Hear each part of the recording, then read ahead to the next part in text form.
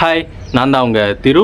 இன்றைக்கி இந்த வீடியோவில் என்ன பார்க்க போகிறோம்னா, நம்ம உலகநாயகன் கமல்ஹாசன் நடிப்பில் வர ஜூன் 5 ரிலீஸ் ஆக போகிற தகுலை படத்துக்கு ஆல்ரெடி கன்னட பிரச்சனை ஒன்று போயிட்டுருக்குன்றது உங்களுக்கு ஆல்ரெடி தெரியும்.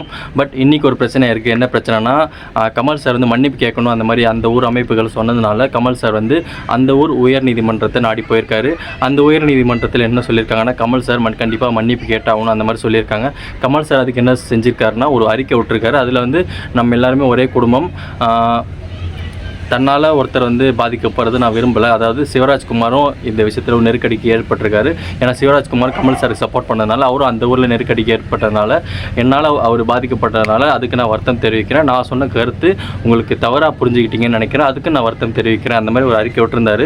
ஸோ அதுக்கு உயர்நீதிமன்றம் என்ன சொல்லியிருக்காங்கன்னா, நீங்கள் விட்ட அறிக்கையில் ஒரு வார்த்தை கூட மன்னிப்புன்ற வார்த்தையே இல்லையே, அது ஒரு வேர்டை சேர்த்தா உங்களுக்கு என்ன ஆக போகுது அந்த மாதிரிலாம் கேட்டிருக்காங்க. அப்புறம் என்ன கேட்டிருக்காங்கன்னா, நீங்கள் என்ன மொழி வல்லுநரா, உங்களுக்கு எப்படி தமிழ் மொழியிலேருந்து தான் கன்னட மொழி வந்துச்சு, இந்த மாதிரிலாம் கேள்விகள் கேட்டிருக்காங்க உயர்நீதிமன்றம். கன்னட உயர்நீதிமன்றம் இந்த மாதிரி கேள்விகள்லாம் கமல் சார் மேலே வச்சுருக்காங்க. ஏன் எதனால் மன்னிப்புன்ற ஒரு வார்த்தையை நீங்கள் சேர்த்தே ஆகணும், மன்னிப்பு நீங்கள் கேட்டே ஆகணும்னு சொல்லி கமல் சாருக்கு இந்த அளவுக்கு கேட்டிருக்காங்கன்றது எனக்கு புரியல. கருத்து சுதந்திரம், இது ஜனநாயக நாடு, இந்த மாதிரி இதெல்லாம் இருக்குன்றது தெரியல. இது நம்ம எல்லாருமே அவங்களுக்கு உண்டான கருத்தை சொல்லலாம். இது ஜனநாயக நாடு, கருத்து சுதந்திரம் இருக்குன்னு நிறைய பேர் சொல்கிறாங்க. பட் இந்த விஷயத்தில் அவர் கண்டிப்பாக மன்னிப்பு கேட்டால், அவர் வருத்தம் தெரிவிச்சிருக்காரு. இப்போ அவர் மன்னிப்பு கேட்டால் என்ன, அவர் செஞ்சது தப்புன்ற மாதிரி ஆயிரும், செஞ்ச தப்புக்கு அவர் மன்னிப்பு கேட்டாருன்ற மாதிரி சொன்ன மாதிரி ஆயிரும். இந்த மாதிரி தான் தெலுங்கில் ஒரு லட்டு பிரச்சனை வந்ததுனால கார்த்தி அவர்கள் மன்னிப்பு கேட்டார். எந்த தப்புமே செய்யாமல் மன்னிப்பு கேட்டார். அவரை நிறைய பேர் ட்ரோல் பண்ணாங்க, எந்த தப்புமே செய்யாமல் பயந்து போய் மன்னிப்பு கேட்டிங்களே அந்த மாதிரிலாம் ட்ரோல் அவர் மேலே வச்சாங்க. இப்போ கமல் சார் மன்னிப்பு கேட்டால் ஆல்ரெடி மன்னிப்பு கேட்க மாட்டேன்னு சொல்லிட்டார். தப்பு செஞ்சால் நான் கேட்பேன், தப்பு செய்யாமல் நான் கேட்க மாட்டேன், அந்த மாதிரிலாம் மன்னிப்பு என்னால் கேட்க முடியாதுன்னு சொல்லியிருக்காரு. இப்போ அவர் மன்னிப்பு தெரிவித்தா நான் பயந்து போய் சொல்லிட்டாருன்ற மாதிரி ஆயிரும். அப்படின்லாம் என்ன இவர் தப்பே செய்யாமல் கேட்டாருன்ற மாதிரி ஆயிரும். நிறைய பேருக்கு தெரியும், மலையாளம், தெலுங்கு இந்த மாதிரி மொழிகள்லாம் பேசும்போது அதில் ஒரு சில வேர்ட் தமிழ் வார்த்தைகள் இருக்கும், நீங்கள் பேசும்போது தெரியும். ஸோ அந்த மாதிரி தமிழ்லேருந்து உருவானது தான் அந்த மொழிகள். நம்ம ஒரு சில மொழி அடுத்து வேறு மொழிகள் பேசும்போது அதில் ஒரு சில வார்த்தைகள் தமிழ் வருதில்ல, அப்போது தமிழ்லேருந்து உருவானது தான் அந்த மொழிகள். இது எல்லாருக்கும் புரியும். பட் அந்த மாதிரி அவர் கன்னட மொழியும் அதுலேருந்து உருவாயிருக்குன்னு சொல்கிறாங்க. உங்களுக்கு எப்படி தெரியும்னு சொல்லி உயர்நீதிமன்றம் கமல் சார் கேள்வி கேட்குறாங்க. நீங்கள் என்ன கலை வல்லுநர், என்ன ஆதாரம் இருக்குது, ஆதாரம் கிடையாது, நீங்கள் மன்னிப்பு கேளுங்கன்னு சொல்கிறாங்க.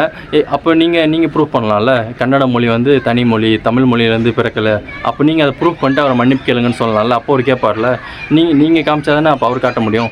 கமல் சாரை காட்ட சொல்கிறாங்க, தமிழ் மொழியிலேருந்து கன்னட மொழி பிறந்துச்சுன்னு சொல்லி நீங்கள் காமிங்க அப்படின்னு சொல்கிறாங்க. அப்போ நீங்களும் காமிக்கணும்ல, கன்னட மொழி வந்து தனி மொழி, அதுலேருந்து பிறக்கலை நீங்களும் காமிக்கணும்ல. ஸோ இது அவர் மன்னிப்பு கேட்கணுமான்றது அவசியமாக இல்லைன்னு தெரியல. இந்த படத்தை வந்து கிட்டத்தட்ட 8 கோடி ரூபா கிட்ட கொடுத்து கன்னட உரிமம் வாங்கியிருக்காங்க. அவர் இதனால் பாதிக்கப்படுவார். என்ன கேட்டால் இது ஒரு சாதாரண பிரச்சனை, இதை விட்டுருங்கன்னு சொல்லிட்டு அந்த படத்தை ரிலீஸ் பண்ண விடலாம். ஏன்னா நியாயமாக இதுதான் பண்ணணும், அவர் ஒன்றும் கொலை அந்த மாதிரி எதுவும் பண்ணல. இது ஒரு சாதாரண பிரச்சனை, கருத்து சுதந்திரம், எல்லோரும் அவரோட பாயிண்ட் ஆஃப் வியூ அவரோட கருத்தை சொன்னார். ஸோ இந்த பிரச்சனை இதோட விட்டுருங்கன்னு சொல்லி 2 பக்கமே சமாதானப்படுத்தி பண்ணலாம். ஏன்னா ஆல்ரெடி அவர் வருத்தம் தெரிவிச்சிருக்காரு. ஸோ 2 பக்கமும் பேசி சமாதானப்படுத்தி படத்தை ரிலீஸ் பண்ணலாம். பட் அவங்க என்னன்னா, நீங்கள் மன்னிப்புன்ற ஒரு வார்த்தை சேர்க்கலாமே அப்படின்ற மாதிரி கேட்குறாங்க.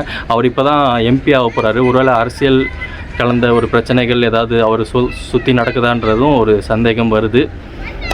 பார்ப்போம். படம் சுமூகமாக ரிலீஸ் ஆனால் நல்லாயிருக்கும். கிட்டத்தட்ட 8 கோடி ரூபா கொடுத்து அந்த உரிமம் வாங்கியிருக்காங்க கன்னட டிஸ்ட்ரிபியூட்டர். அவருக்கும் ஒரு சில பிரச்சனைகள் இதனால் ஏற்படலாம்.